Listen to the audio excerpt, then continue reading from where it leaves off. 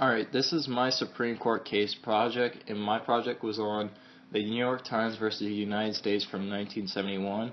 And basically what happened was that the New York Times leaked classified Pentagon documents on American involvement in the Vietnam War, and the United States government claimed it espionage and a breach of national security. And this deals as a First Amendment battle of freedom of press. The lower court verdict, it started out in the District Court of New York, and it was issued by the government to say that the New York Times could not publish the documents as it was a threat to national security. And the New York Times responded to this in the Court of Appeals of the Second Circuit by saying it violated their First Amendment to restrain them from publishing documents. And so, in result, the Court of Appeals sent the case to the District Court of D.C., and they could not decide, so it got sent to the Supreme Court. The arguments for the petitioner, which was the New York Times, was that the First Amendment states that you have the freedom of press, which they feel is being violated. Now for the respondent, which is the United States government, their response was that the First Amendment does not guarantee absolute freedom of press and believed that national security was superior to having the freedom of press.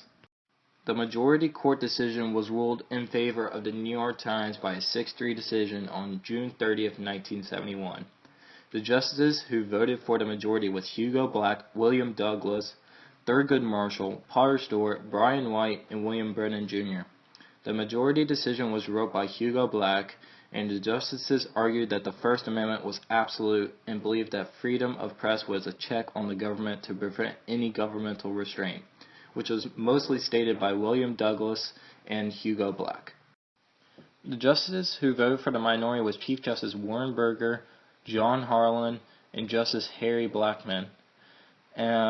Chief Justice Warren Burger was the one who wrote the dissenting opinion, and Justice John Harlan and Harry Blackmun signed it.